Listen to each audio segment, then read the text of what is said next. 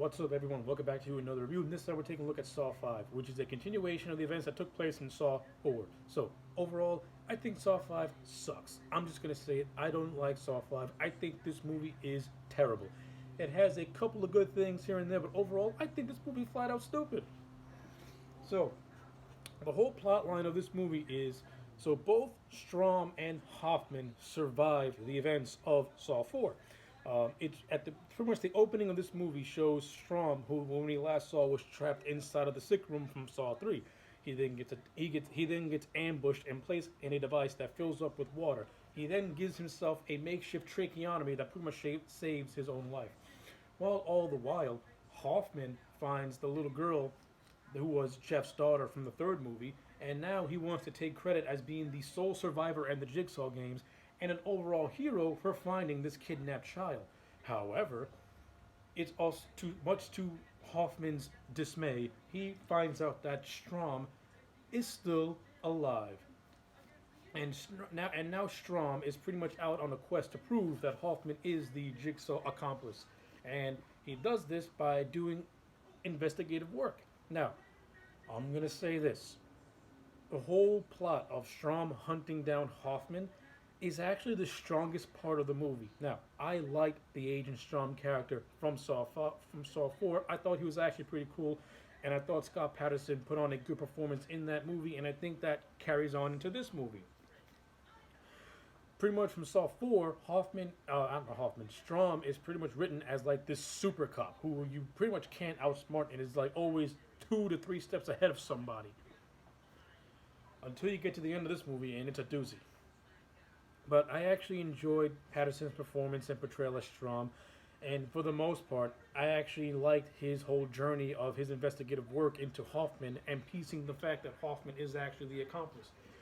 This movie fills in some gaps for the Hoffman character. We find out that Hoffman had a sister who was brutally murdered, and Hoffman got back at his sister's murderer by pretty much doing his own little makeshift jigsaw game, and then he made it look, and then pretty much pinned the murder of this man named Seth Baxter on Jigsaw himself.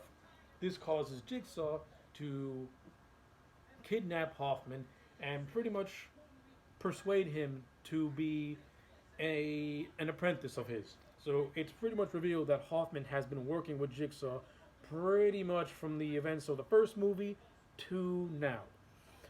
It was pretty evident that Jigsaw had a third accomplice when they brought it up in Saw 4. And at the end of Saw 4, it was revealed that Hoffman was the accomplice.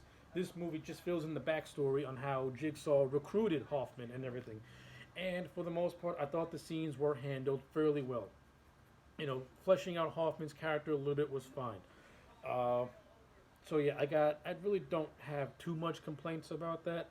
I mean, I'm going to criticize the scene where Strom is having a flashback about Hoffman, and while having a flashback about Hoffman, Hoffman has a flashback about himself. That is just completely confusing and stupid, because how the front door would Strom know all this stuff?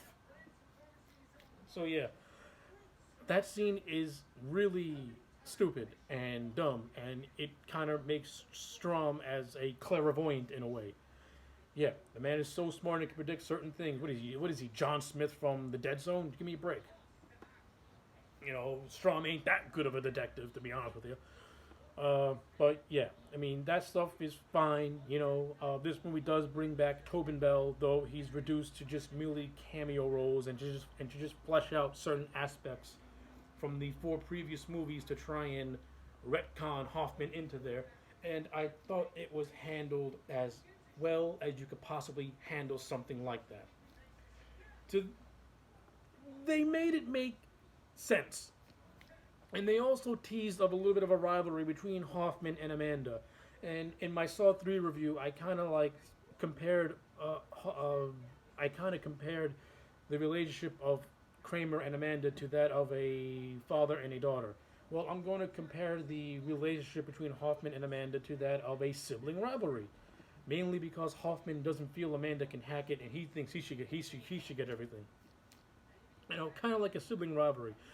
I actually would not have mind having that play out in more flashbacks. Just the scene of Hoffman and Amanda have like a game of one-upsmanship with each other. I think that would have been pretty interesting. Like trying to fight for their father's appreciation. I thought that would have been just stupid, but also pretty cool at the same time. But this movie doesn't even give us that. It hints at it, but doesn't even want to get clever because what they're doing with this movie was so great. All the nonsense that I really hate about this movie is all in the subplot that involves these five of the latest victims into a jigsaw game. Now these people were involved in this big conspiracy that took the lives of 8 people in an apartment complex. So right off the bat, these people are completely unlikable. I have zero sympathy for them. And not only that, they can't follow simple rules because at the beginning of the game, it flat out states, ignore your instincts, and pretty much says, work together as a team. And what do these 5 morons do? The exact opposite. Even after one of these characters flat out says, go against your bitter instincts, work together pretty much. These idiots do not work together. They are the most stupidly written characters I've ever seen in a movie. They do the most dumbest stuff, and they deserve to die because they couldn't follow the simple rules. It was even said, they reiterated that all they had to do was work together. And at the end of the movie, where they realize this, it's meant to be a shock. Like, no, you moron. The directions said once it started, work together pretty much. You didn't do that. You stuck. You're stupid. Yeah, that whole side plot with the victims is completely dumb. I mean, listen, the gore effects are fine. The death traps are okay, I guess. Nothing spectacular, to be honest with you. But I have no emotional attachment to these 5 people because they're the most dumbest characters in a horror movie. They're stupid. And when you get to the end of this movie, Strom is written as a stupid ass too because he pretty much kills himself. The only thing Strom had to do was go inside of a glass box and he would have survived. All he had to do was go against his better judgment and go inside of the box, and then he would have lived, and he would have been able to continue his hunt for Hoffman. Does Agent Strom do that? No. He gets into a brawl with Hoffman. He pretty much indirectly saves Hoffman's life, and he kills himself like a complete doofus.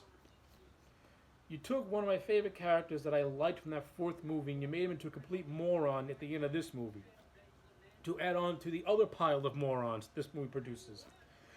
And subplot number 5000 sees Strom's superior named Erickson, who is pretty much on the hunt for him, and through a lot of evidence that was pretty obvious, Erickson discovers that Strom is the Jigsaw accomplice. Though pretty much the entire movie is Hoffman pretty much setting Strom up to be his patsy, to be the real accomplice.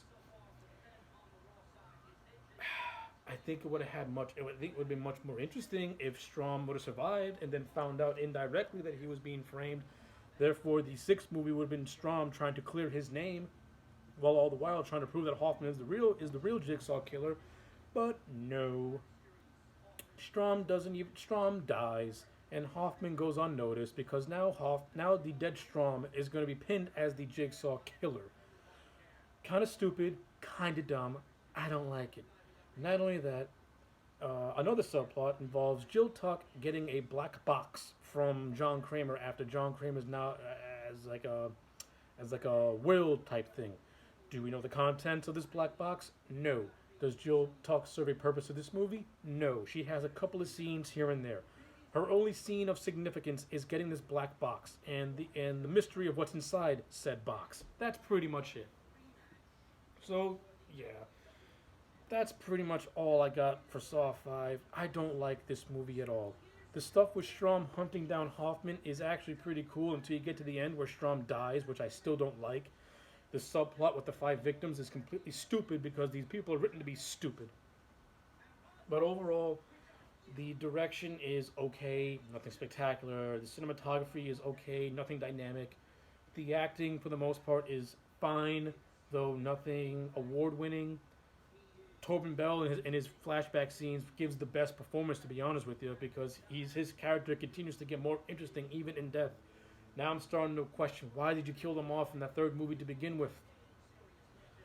So yeah, Saw 5 to me is a 4 out of 10. It's the worst one to me. Anyway, those are my thoughts. Let me know yours in the comment sections down below. Like the video, subscribe. Check you back next time for more.